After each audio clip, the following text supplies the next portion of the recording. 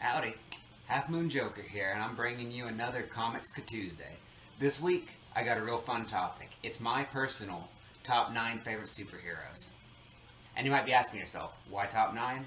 Well, keep watching until the end of the video and you'll see why. Okay, pretty much the way I'm going to do this list is I'm going to list the character, I'm going to give a very brief description for brevity's sake, and then I'm going to go ahead and list my favorite moment with them that might help you see why I love the character. Alright, now starting off. Number 9 is Kamen Rider Double from Kamen Rider W. Kamen Rider, of course, is a live-action Japanese superhero show. How do I describe this one? Pretty much, it is two people sharing the identity of Kamen Rider Double. And that is Philip and Shotaro. And they're, by means of using Gaia memory, it's like a flash drive that gives superpowers, pretty much. They both have one, and Philip uses Cyclone, Shotaro uses Joker, and together they become Kamen Rider Double. My favorite moment of them comes from the movie Kamen Rider W Forever, A to Z, Gaia Memories of Fate. God, that's a mouthful. Anyway, in this movie, the antagonists of the film are trying to collect 26, Gaia memories, different powers, and they're going to make a super weapon out of it. And they get the really bright idea to not let Kamen Rider Double transform. So the way they do that is they hold captive Philip. And now Shotaro can't do anything. He can't transform into Double by himself.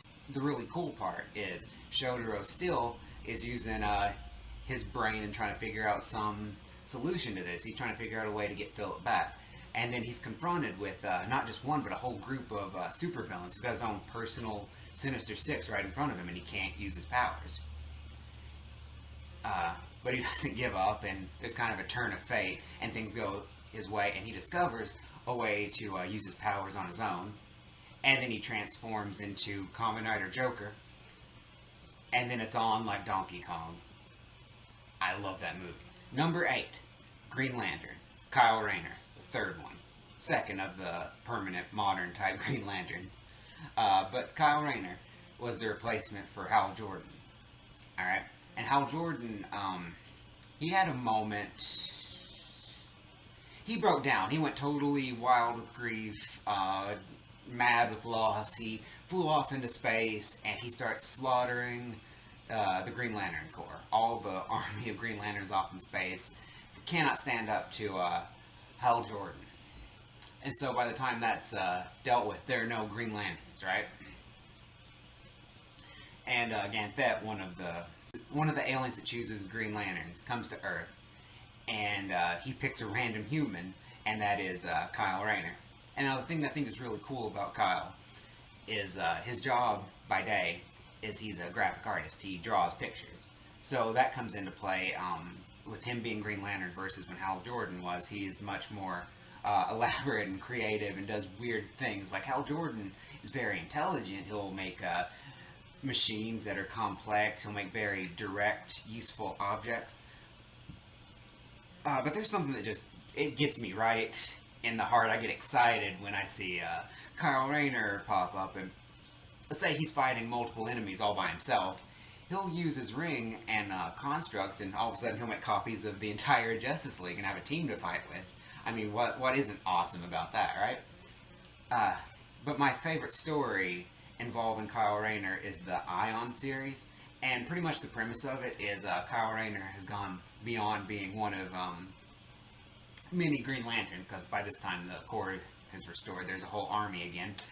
But Kyle Rayner is the host of Ion, who is an entity, and all the Green Lanterns draw their power from that. But it is inhabiting Kyle, so he doesn't even need a ring anymore, and he's super powerful. So, and the artwork's beautiful, I gotta tell you, it is very well drawn. So what you get is you get a book with just pages and pages of these wild monstrosities that Kyle's throwing at enemies, and I think it's great. Number 7 is the Guyver from Guyver Bio-Boosted Armor. That's the manga, 2 different animes, and a couple of American movies. My favorite moment is from the very end of the second Guyver anime. What happens is Guyver show, he's been gone, totally disappeared, no one's seen him. Last time he was around, he had access to this giant alien ship. And the enemies at this point are getting super serious. They're super strong. There's nothing that they can do to fight back, even with the superpowers. But all of a sudden, when Show shows up again, he communicates with the ship, and he takes the whole thing and transforms it and becomes a giant, super powerful version of Guyver. And I think that's just about the coolest thing in the series. Number 6 is Moon Knight. Think of Moon Knight like a weird version of Batman. Like he's Marvel's Batman with a big twist. Mark Spector, chosen by the moon god Khonshu. And he goes out and beats the crap out of villains and bad guys in the middle of the night. And the whole time he's wearing this whole suit, head to toe. He's in bright white. And they even bring it up in an issue. They say that he wears white because he wants his enemies to see him coming. And my favorite moment of Moon Knight is in issue 3 of the current series. That storyline right there. What happens is he's checking out, Moon Knight is checking out some very strange happenings.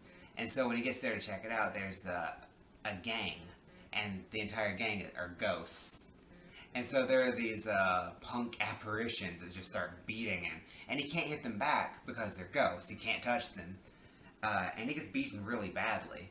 And so he goes back home and he's thinking, and he gets this idea, and I'm not sure why, but Moon Knight armors up in bird skeletons, head to toe, just covered in bones. And he goes back out and finds this gang, and all of a sudden he can hurt them. So he beats the ever-living crap out of this gang of ghost punks using dead birds. It's weird, it's Moon Knight, I love it. Number 5 is Rogue from the X-Men. You probably know who Rogue is, but here's the long and the short of it. Her powers is taking other people's powers. And in one of her very earliest appearances, she permanently stole Miss Marvel's superpowers. And they got a lot of mileage out of making her a very complex character, because not only would she get the powers of people, but it hurt them. She would hurt people, steal their powers. She'd get their memories and emotions along with it. And so there's a lot of there's a whole lot to be done with that character, especially given the fact that she could not control it. But over the years, they've messed with their powers a time or two, changed it here and there. And for once, I can say that it's been for the better. Currently, Rogue's powers are this. She no longer has Miss Marvel's powers. She can drain people's energy and powers at will. She can take someone's powers without harming them.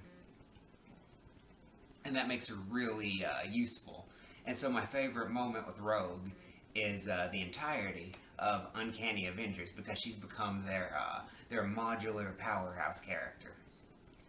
Like, let's say there's a very unique situation. Let's say there's an airplane, and they need somebody to fly up there, like Captain Marvel. They need to disarm a couple of bad guys, take away their powers.